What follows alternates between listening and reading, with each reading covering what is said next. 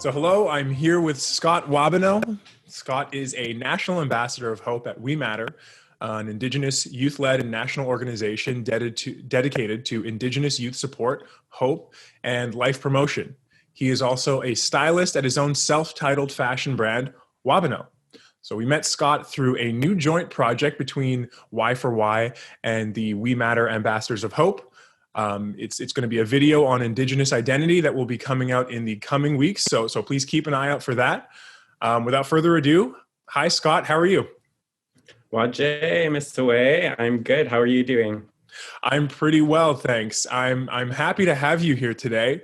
And as you know, we're going to have a little conversation. I'm going to ask you some questions about our topic of today, building resilient communities here in Quebec. Miigwech for having me. I'm excited. No problem at all. So I figured we could just start by, if you don't mind, just tell us a little bit about yourself and your role at WeMatter. Yeah, so Wajay, Scott Wabano in Gasu. My name is Scott Wabano. I am a two-spirit Eeyou Cree that was born and raised in the Moose Cree First Nation territory in Moose Factory, Ontario. But my roots come from the Eeyou Istchee in Northern Quebec, specifically the Cree Nation of Waskaganish. My grandparents migrated from Waskaganish to Moose Factory, as a lot of Indigenous families did in the past, but right now I currently reside in the Dish with One Spoon Treaty Territory, known as Tikaranto, also known colonially as Toronto, Ontario. And yeah, I started my work this year as an ambassador of hope for the WeMatter organization. I'm not sure if you guys are familiar with it, but WeMatter focuses on hope and life promotion for Indigenous youth around Turtle Island. And we actually have ambassadors representing different regions around Canada that help put on workshops focused around things such as mental health awareness and suicide prevention and hope and life promotion. And it's a great organization for Indigenous youth here in Canada. Yeah, we know them well. They've been put on our radar since we've been doing Project Aliana, and we're so happy to have met you guys because, like I may have said, you guys do such great work, and I'm sure there's more to come. And again, so just thanks again for all the work that you guys do. So, as you know, the topic for today, as I mentioned, is building resilient communities. I have some set questions here for you, but I wanted to first ask you more generally, what would you say are some ways for Indigenous people here in Quebec to build their mental health personally and communally? Well, it all starts, personally, I think it all starts with yourself.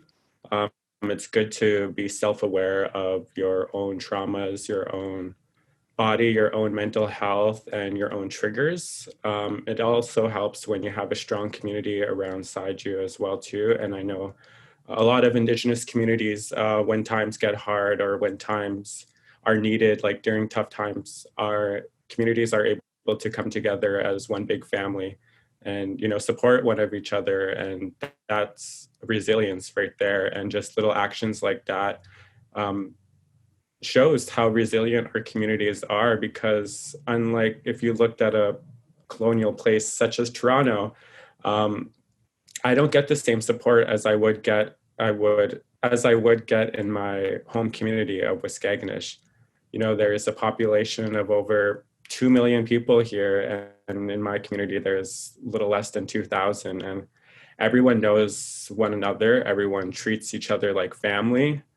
And that's resilience to me, is just treating each other with respect, with love, leading with love, being gentle with yourself, especially when times get hard too, is very important, because we are often our biggest critics and we are often our biggest fans too as well too. So it's really important for us to kind of be gentle with ourselves, be gentle with others, and to always lead with love and compassion and respect. I love that. Lead with love, support each other, and be gentle with yourself. All great sentiments that I just wanted to echo there again. So obviously we're in a pandemic right now. COVID-19 has revealed major problems in the services available to people facing mental health challenges. This is especially true in the North. So what have been, or what do you expect have been the effects on mental health for Indigenous youth in Quebec since the pandemic?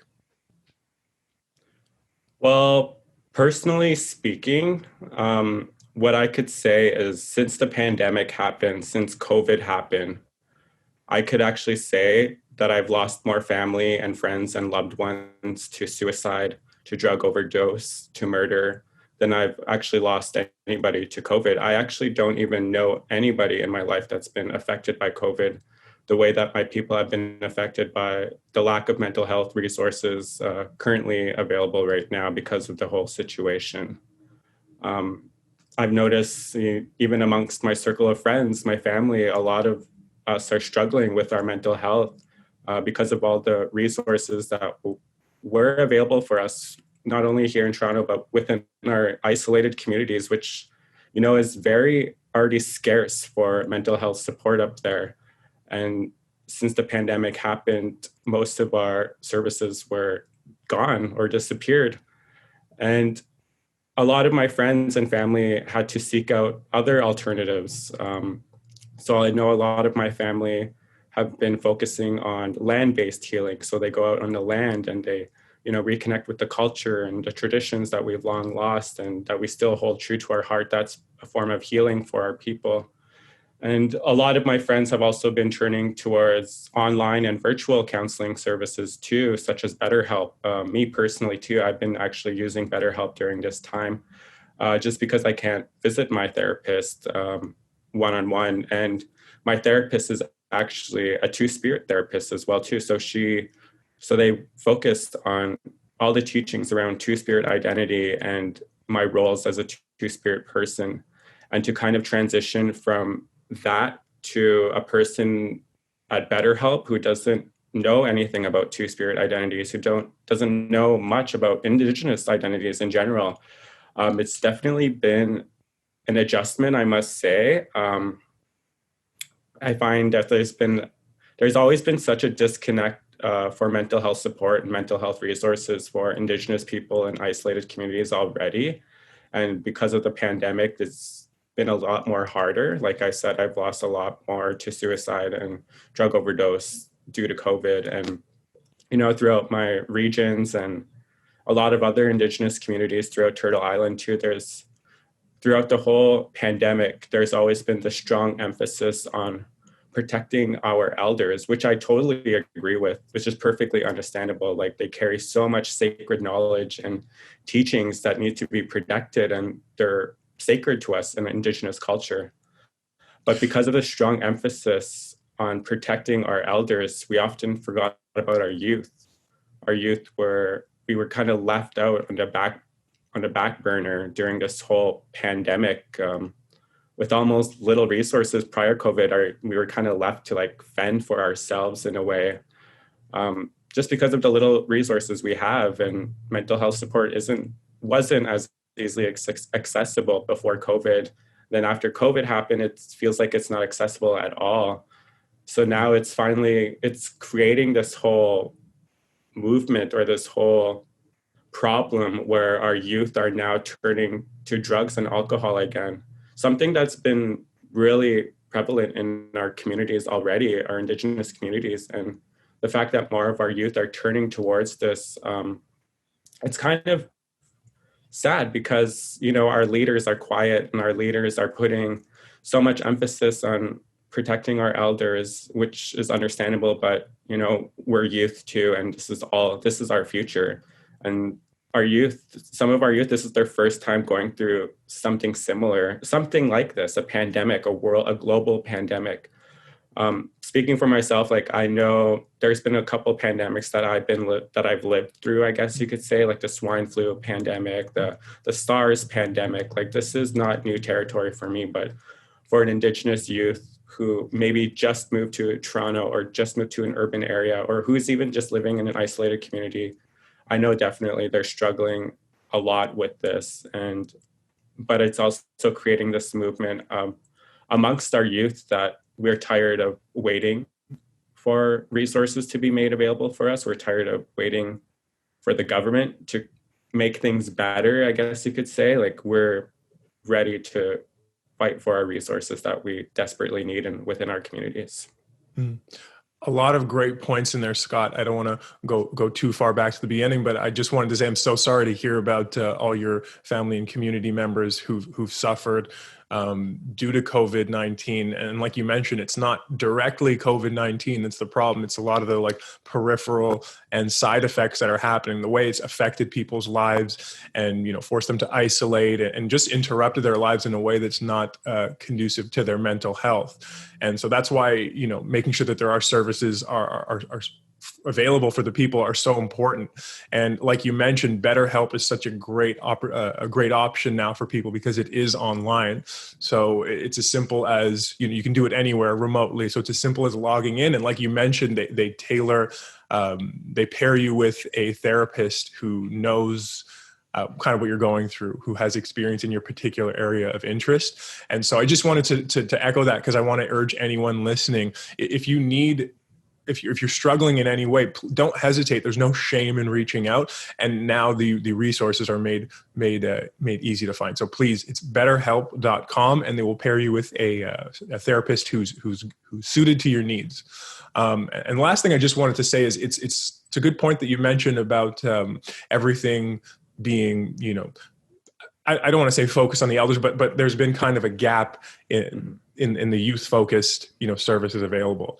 So the lack of youth focused services. And that's kind of why we started Project Aliana, because we wanted to put not all the focus back on the youth, but some focus on the youth. And, it's a youth led initiative. It's a youth focused initiative. So who better to do that than the youth themselves, just like you, Scott. So we're so happy to have you here, and we're happy to hear your insights, because it's these insights that are going to make a difference. It's keeping the conversation going amongst youth that will make the difference. So I wanted to ask you, speaking of social support services, what Indigenous mental health and social support services currently exist, and what improvements do you think need to be made? Well, right now, WeMatter.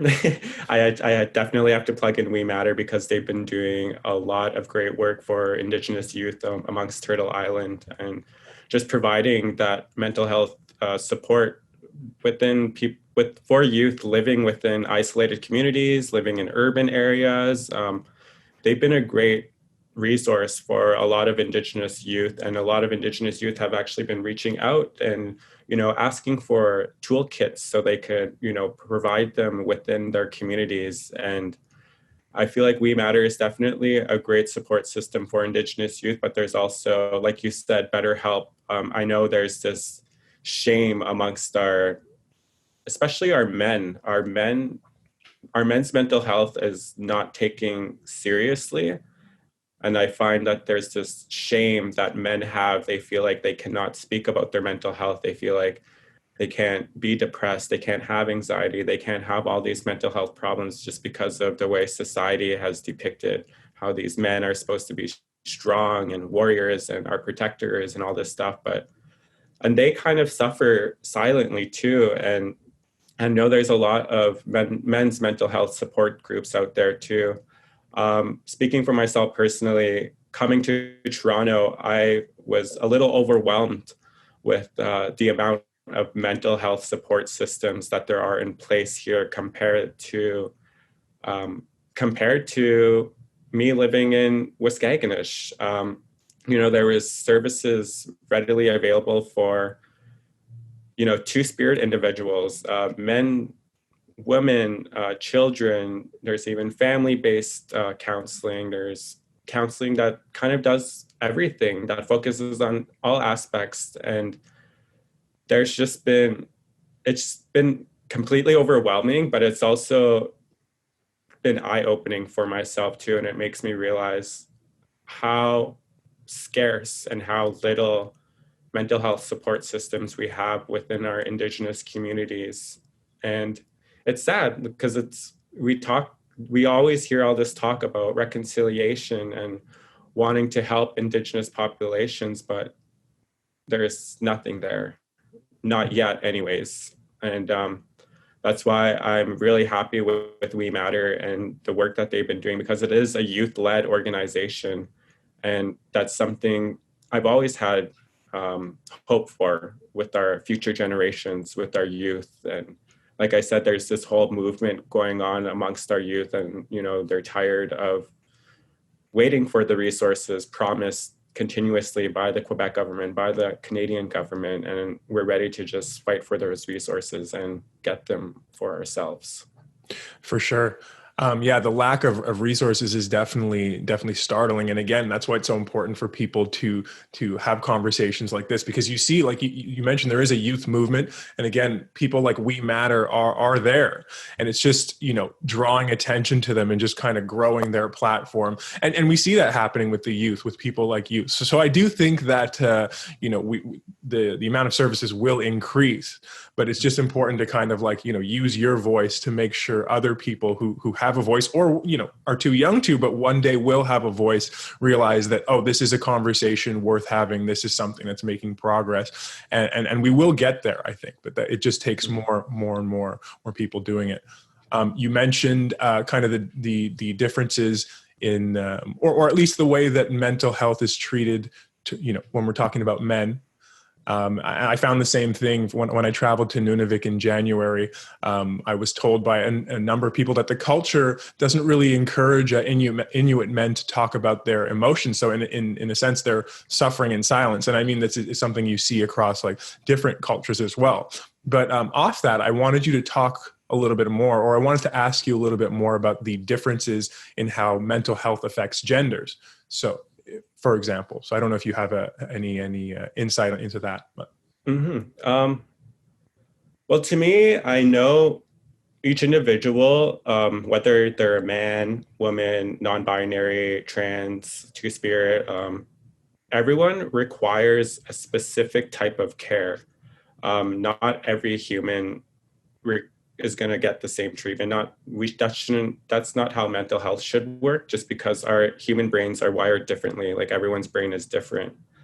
And throughout our communities, our Indigenous communities, because we're so isolated and, there's such a high turnover rate, there's counseling services that are available, but they're very basic.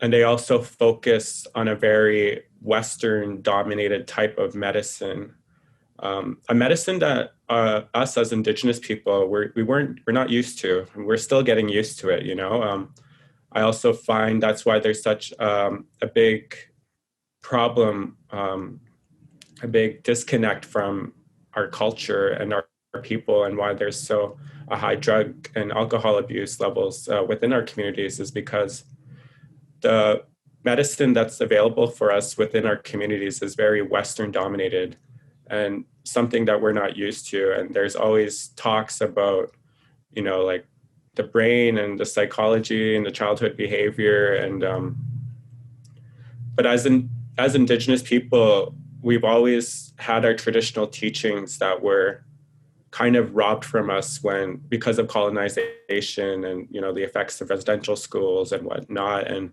that was removed from our way of life. And, as Indigenous people, we are very spiritual people. We've always been. Before colonization happened, before the settlers came, we're always connected with our spirits. And we've always followed the teachings of the four medicines, the four directions. We've always taken care of our mind, our spirit, our body, and our heart, because that's something that we were always taught.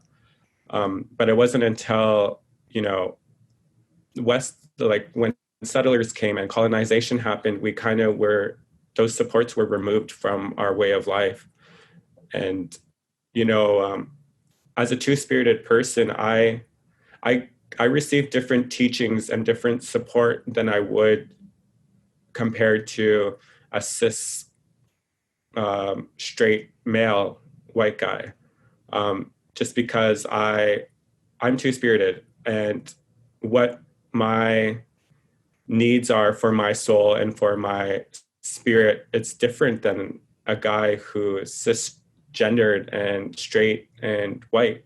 And I think it's just pairing those, it's finally bringing in traditional medicine within our Indigenous communities and bringing in traditional healers or medicine men and working together on how we could better provide more cultural based healing and more land based healing. Because I know a lot of Indigenous people, we love being on the land. Like there's something healing about just being surrounded by Mother Nature. And since COVID happened, I noticed a lot of Indigenous people have been going out the land and been seeking that land based healing just because of all the resources that were kind of robbed or taken away due to COVID.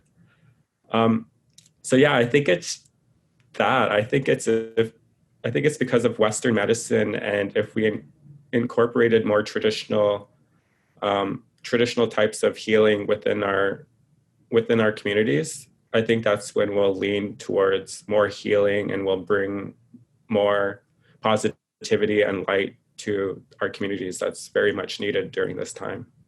Absolutely. I just wanted to say, well, to you, but I guess to anyone listening as well, from speaking to Crystal Martin Lipensky, or at least my colleague Kathleen did. I watched that interview and she mentioned there is a program. I think it's called the On the Land program, but you can watch our interview with Crystal to see exactly what it's called. But basically, there's a sponsorship.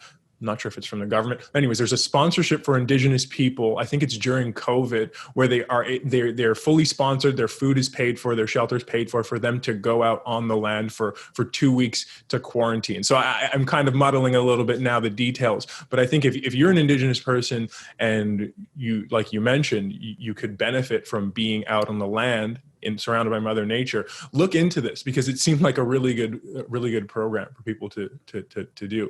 I also wanted to say, and it's not my original thought for sure, but it definitely feels like maybe not a full return to traditional medicine, but definitely an incorporation of some of the traditional principles is definitely needed. And I mean for everyone. And it just seems from my perspective that way of life was a lot more balanced with the environment and the people and sustainable, all problems that we're kind of seeing now with the Western way that we're all doing. So I think we could all take a page out of the book of the traditional ways of Indigenous people to know how to better go forward for our mental health and also for our societal ecological health as well. So I think they had something right back then for sure.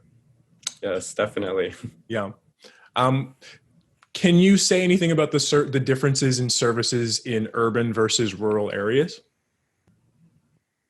Yeah, so like I said, living in an urban area, it's more stable, it's more permanent, it's more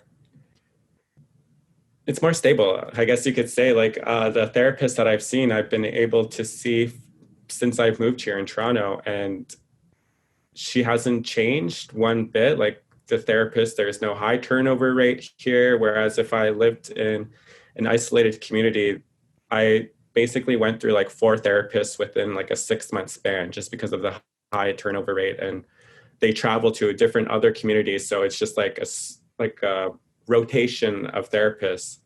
And, with me personally, building up trust takes a lot of time. And, having to do that with a therapist continuously new and just opening up these old wounds and opening up these triggers. And just, I felt like I wasn't healing from my trauma or healing from my issues because I was just constantly reopening it back up and just explaining it over and over and over and over again. And whenever I would make progress or whenever I felt like I was on my way to, starting this new life, like this new journey of being healed, I would immediately be knocked back because either my therapist was gone or, she left the community and was gone for maybe like 3 weeks. Like I wouldn't have anyone to talk to, I guess you could say, for like that 3 weeks.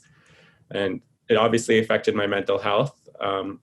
But now that I've moved here to Toronto and just having that stable connection and that stable environment, not only that too, but having a therapist that knows traditional teachings and incorporates traditional knowledge and traditional medicines within our counseling sessions, that's definitely helped me more. 1 month of that helped me more than 6 months of all those therapists did. And I think that's something that speaks volumes. We need more permanent, more stable mental health support systems in isolated communities, especially with an emphasis on incorporating traditional knowledge within it, because leaning towards that is what helped me kind of, better my mental health and want to become better. And it just motivated me more to provide more traditional knowledge programs within our communities so I could help youth. I know that if I had these services made available for me while I was living in the communities, my mental health would probably be really good right now. But because of that, because we are leaning towards this movement of youth finally taking matters into their own hands, like I have a lot of faith for our communities, and I'm really excited to see our youth becoming more involved and demanding what they want and fighting for what they want and actually getting what they need for their communities. It's beautiful. Yeah, I agree completely. I think it's just a matter of time because you see the youth kind of rising up in their own way. And obviously, takes time for them to mature and kind of, step into their roles, but you see it happening. So I do truly believe, I have faith as well that, in 10, 20 years, you'll see this situation will be probably, well, I don't want to say that because I don't know. And we still need to focus, but I really do hope. And I could see that it being like way, way better, even, exponentially better if I dare say that. But yeah, I also wanted to say that I think you nailed it. I had been somewhat like privy to the way that therapy kind of works up north, with the therapist bouncing from community to community. And yeah, it's almost tragic because you think I can imagine the people who set up those programs thinking like, we've done it, we're sending the therapist there, but it's even like causing a bigger problem. Like you said, reopening the old wounds. Like therapy is about getting deep to the root. Whereas if you're just talking about the issues on the surface, you're just kind of reliving that trauma over and over. So yeah, and that's the thing is, again, the people who set up these programs, I think they actually want to help. So it's about people speaking up and saying, hey, this is the problem with these services, people who've used the services themselves, like you. And that's what you're doing. So I hope that, people can hope that some of those people who make these decisions can see this and understand some of those like niche problems that are going on. I don't want to go back to the beginning because you already mentioned some of the differences and like discrepancies between the way that resources and just energy is focused on older people versus younger people. But what about in the case of mental health support services specifically? Do we see a difference between mental health support services between generations?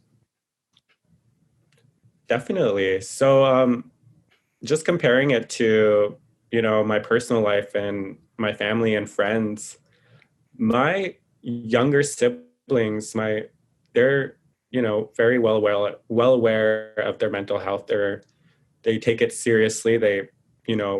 We always do a lot of self-care and focus on becoming better people and focusing on those deep inner issues and how we could become better people for our families, for future generations. And I noticed a difference with my parents. So my parents they were both residential school survivors. So they both went to residential school. And, they're very, they're still dealing with the effects of that. They're still dealing with the effects of colonization. They're not very vocal with their mental health, as a lot of people are their age. They're not very vocal about it, and they often lean towards drugs and alcohol and unhealthy coping mechanisms, unfortunately. But that's just, I think it's because of it's the effects of colonization, because my parents are too scared to speak up about their mental health because it all stems back to residential schools. They weren't allowed to speak up about anything or have a problem with anything. So there's definitely a big difference, I guess you could say. I think it's just because, like I said, like this generation is moving towards becoming more open and more diverse and more inclusive and wanting to fix all of these problems that's been going on for decades that people have just been kind of brushing under the rug. And this new generation wants to have better mental health supports for our next generation because of the effects that our people have been living for so long, and the circumstances and just the way of living that they've been living has definitely not been beneficial to Mother Earth or our communities or our youth for that matter. But this next generation is definitely on the rise, and we are becoming more aware, something that I think the government is becoming afraid of. And I think that's also why they're so quiet and so not providing these resources just yet, because they see we're on the rise and they're finally hearing what we want and finally listening. And I think the more youth we get involved and the more we tell our parents and residential school survivors that it's okay, and that, you know, to open up about their mental health and to speak about their traumas and to heal from their traumas in order to better the future generations, that's just, sorry, I'm getting a little emotional right now. Yeah. But yeah, it's just, there's just such a disconnect, unfortunately, from my people, my parents' age and my youth's age. And as much as we could keep telling them to open up and whatnot, it's also up to them too. And I think when they see their children and their youth and other youth just wanting to become better and have better mental health and be more traditional based and whatnot, it's definitely giving them hope and also providing them strength to open up about their past issues too as well too. And the more that we start having these conversations within our communities, I think that's going to lean towards more healing and provide more healing that's really, really needed within Indigenous communities. And yeah, it's just being more vocal. Yeah, I think you're so right. The younger generations are more mental health savvy and aware. And I mean, I so feel for the older generations. And I mean, I think it is a cultural thing. But then when you add the effects of residential school, like you were speaking about your parents, it's just everything is like compounded. And I'm sure those wounds run like so deep, and they're so hard to shake.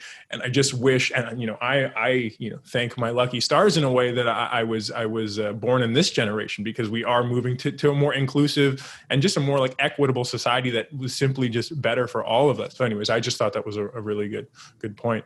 You mentioned government action.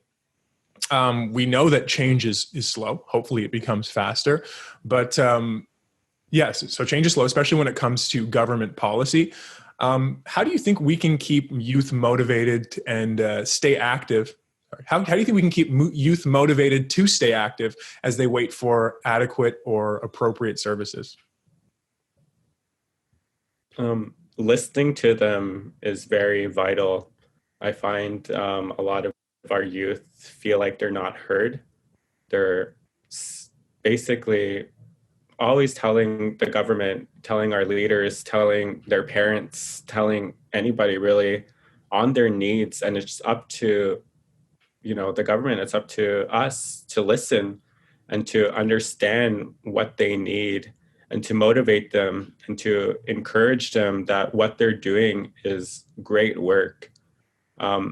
That's definitely something that's been helping me. I know there are days where I feel like the work that I do is like, it's not doing anything. Like the work that I'm putting in, I feel like it's not going anywhere. Like nobody's listening to me. Like my leaders don't listen to me. My leaders don't want to have a meeting. Like there's always these thoughts that go through my head. But then it's always my elders, my knowledge keepers, my parents who provide that encouragement and, who provide that motivation to me, to ensure me that what the work that I'm doing and the work that other youth are doing, it's going to benefit our future generations. And this is something that our people have been speaking about for generations now. And, you know, we have these whole prophecies about the seventh fire prophecy, and that prophecy is coming to life now. And you could see it with all these Indigenous youth fighting for what our communities needs and what their needs are too. And it's definitely helps when we're being heard and we're being listened to, and our everything's being taken seriously. Because a lot of us, we kind of grew up where if we express something, a lot of people would be like, oh, it's because it's your age. Like, we go through that, it's your age, like you're not wise enough. And it kind of just disregards their feelings or disregards whatever they're going through. Just because of their age, it does not remove the fact that they went through what they went through and that they need what they need in order to better themselves. And so I think just being more encouraging, listening, and always having an open mind, that's definitely what's going to keep our youth motivated to better fight for these resources needed for our communities. Absolutely. Before we go, I just wanted to kind of echo some of the sentiments that you brought up in this interview. So keep an open mind, support each other, be gentle with yourself, and take your mental health seriously, and understand that it is a very specific thing. There are all kinds of different people, and all the needs are different. So it's important to take that on, to try and understand yourself as best as possible so you can get there. Take an active role in your community, because like you mentioned, if the leaders aren't listening to you, well, you know, you're the leaders of tomorrow. So, you know, take that on yourself, take action, and you know, just kind of step into your role, and you'll see, if you take yourself seriously, you'll see how other people begin to kind of follow suit. So Scott, is there, before we go, is there anything else you'd like to say to everyone? I give you the final word. I just want to say miigwech, thank you for having me. I'm honored and privileged to be here and to share my thoughts and my knowledge of living within the Eeyou Istchee region. I have hope for this next generation. I'm rooting for all our youth, and if anybody needs somebody to listen to or to talk to just be there, I'm always here. You can reach me anywhere. And hi, keep it going. Scott, thank you so much for taking the time to speak to me today. I'm honored as well to be here. We appreciate everything you do, all the work that WeMatter does also for Indigenous communities. You are a leader and a role model, so keep going as you are. I'm looking forward to seeing our video on Indigenous identity come to fruition as well. Me too. Yep. Anyway, thanks, Scott. Take care. Thank you. Bye.